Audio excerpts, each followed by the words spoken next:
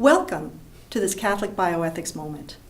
I'm Dr. Bridget Campion, and I'm talking to Dr. Moira McQueen about decisions of conscience. Moira, what is a decision of conscience?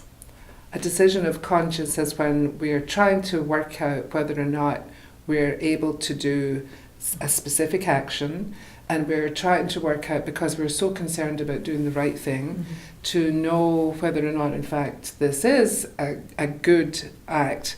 And in the process of working that out, that's when we're using our conscience in many different ways to look at what is the nature of the act and the circumstances in which we find ourselves. We have to look at our own motivation, all those kinds of things.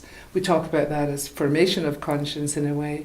But when we're using our conscience properly, that means then that we will end up making a decision either to do something or not. And that's what conscience is for making these decisions.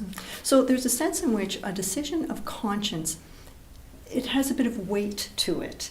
It's a very serious decision. There's nothing frivolous about a decision of conscience. Is that fair to say? Oh yes, that's right. So I mean, we make many decisions every day of our lives about what we will eat, what we will wear, all those kinds of things, and they're not moral choices. But you're right, when we're talking about conscience, we're in this area where it really is a moral issue involving this good and bad, which these other decisions don't involve. It's just a matter of choice or preference.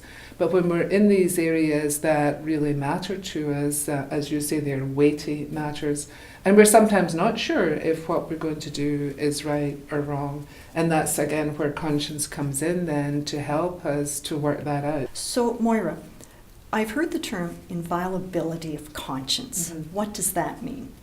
Well, it means that conscience is regarded as such an important faculty or part of who we are that no person should ever be forced to go against his or her conscience. So almost no matter the situation, this of course implies a lot of rationality, that the decision the person has made is rational, is reasonable, because some of us can come to some pretty strange conclusions in the world too. So, but given that we're talking about someone who is regarded making a conscious decision as a weighty matter, has looked at all these different factors and forming his or her conscience, once we come to that level of decision making that we were discussing, that level of moral certainty, then I have to do what my conscience is saying, if you like. I have to follow my conscience.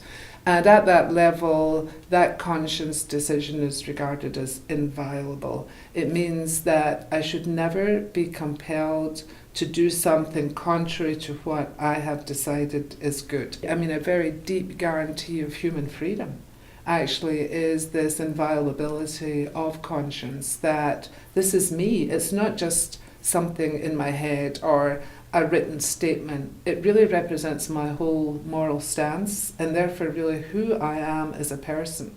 And just as my person should be inviolable, so should a good conscience decision.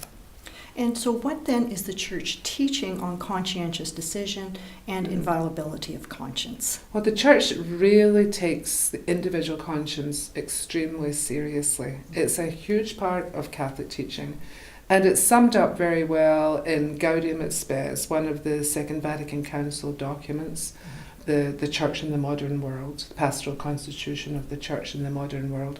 And in section 16, it says that conscience is the core and the sanctuary of our being. These are amazingly high, supportive words from the Church. To say that something is the core of our being is acknowledging the importance of conscience. It tells us in that section that that's where we're closest to God, that that's where we're listening and open to God, whatever form that takes for all of us who are Catholic, who are looking at conscience decisions in a prayerful and sort of God-surrounded context, because those are very important parts of conscience for us. And so if we're doing that, then the Church is also saying that when we are listening to God and we have made up our minds to the best of our ability again, then that represents who we are. And again, that whole question of we should follow our conscience. We don't know what the consequences will be. Nobody can read the future. But the decision is inviolable in that sense. But certainly the person too, in making that decision, that is a representation of our inner freedom, who I am in the world. It really is not just a right as a legal term, although it is a right too, but it's deeper than that.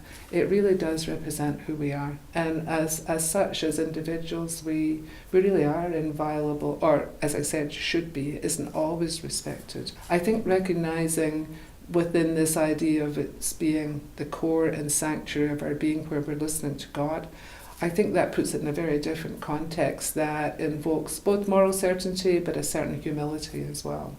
Thank you very much.